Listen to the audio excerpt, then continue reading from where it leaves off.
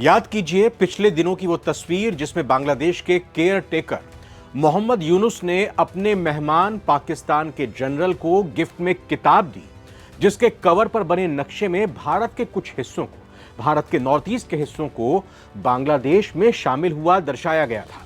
बांग्लादेश और पाकिस्तान की इस घटिया हरकत पर भारत ने कोई प्रतिक्रिया देना भी मुनासिब नहीं समझा था, लेकिन अब पाकिस्तान से तनातनी के बीच तालिबान ने ग्रेटर अफगानिस्तान का नक्शा लॉन्च किया है।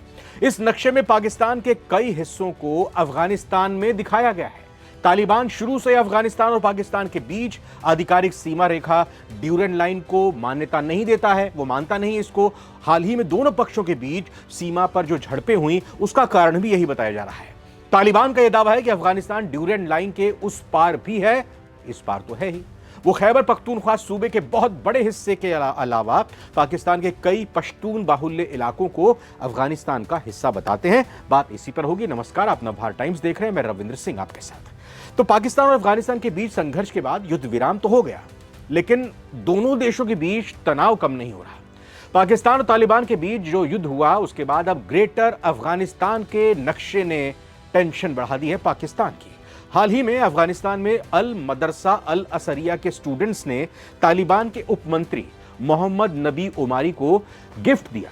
इस गिफ्ट में ग्रेटर अफगानिस्तान का नक्शा भेंट किया, जिसमें पाकिस्तान के हिस्से अफगानिस्तान में दिखाए गए। ग्रेटर अफगानिस्तान का नक्शा अगर हकीकत में आता है तो फिर आधे पाकिस्तान का नामो निशान मिटना तय है। ग्रेटर अफगानिस्तान के इस नक्शे में पाकिस्तान का खैबर पख्तूनख्वा प्रांत, पाकिस्तान का गिलगित बाल्टिस्तान और बलूचिस्तान समेत पाकिस्तान के कई प्रांत को अफगानिस्तान का हिस्सा दिखाया गया है। हालांकि गिलगित बाल्टिस्तान पर पाकिस्तान ने अवैध कब्जा किया हुआ है, ये पीओके का हिस्सा है।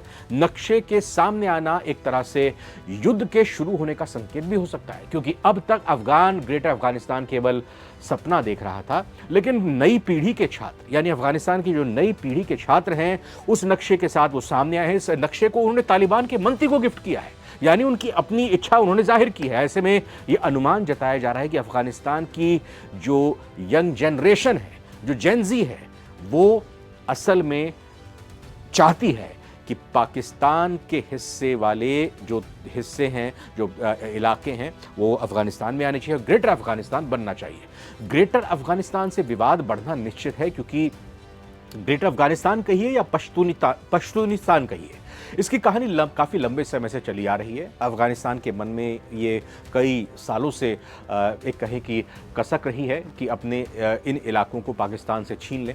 दरअसल अफगानिस्तान पाकिस्तान के साथ लगने वाली जो ड्यूरेंट सीमा रेखा है उसको लगातार इनकार करता रहा है अफगानिस्तान, और अंग्रेज़ों ने साल 1893 में ड्यूरेंट लाइन को अफगानिस्तान और तत्कालीन भारत को, जब पाकिस्तान का हिस्सा होता था, अलग करने के लिए ड्यूरेंट लाइन खींची थी कि अफगानिस्तान का हिस्सा, ये जब पाकिस्तान भारत का हिस्सा हुआ करता था, यानी अनडिवाइडेड भारत का हिस्सा, ये हो गया भारत का हिस्सा।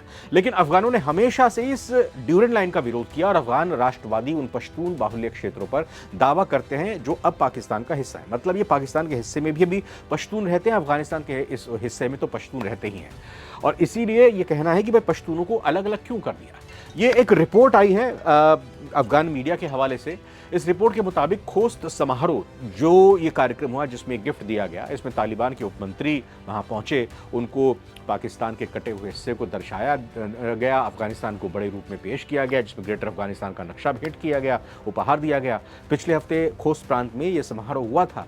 तालिबान के उप गृह मंत्री हैं मोहम्मद नबी, वो यहाँ पर गए और उनको ये मैप दिया गया, और इस मैप को देखने के बाद अब पाकिस्तान की तो टेंशन बढ़ी ही है, और पाकिस्तान के साथ साथ अफगानिस्तान के अंदर भी कॉन्फिडेंस आया है कि अब उनकी नई जनरेशन भी इस चीज़ की डिमांड कर रही है। सिर्फ इतना ही नहीं, जब अपना भाषण दिया वहाँ पर स्टूडेंट्स को, अपने भाषण के दौरान ओमारी ने इस्लामाबाद को चेतावनी दी कि अगर अफगानिस्तान पर एक और युद्ध थोपा गया तो तालिबान उसका उसी तरह विरोध करेगा जैसा उसने सोवियत संघ और अमेरिका के खिलाफ किया था।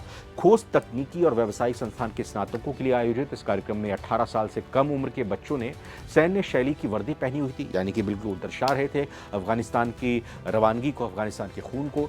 तालिबान के एक सैन्य परेड में देशभक्तियों के गाने चलाए गए, इनमें से एक गाने में पाकिस्तान को चेतावनी दी गई। अफगान तालिबान की पाकिस्तान को चेतावनी देते हुए प्रसारित किए गए के इस गाने में कहा गया कि वो लाहौर में सफेद झंडा फहराएंगे। सफेद झंडा यानी तालिबान का झंडा फहराएंगे और इस्लामाबाद को जला देंगे।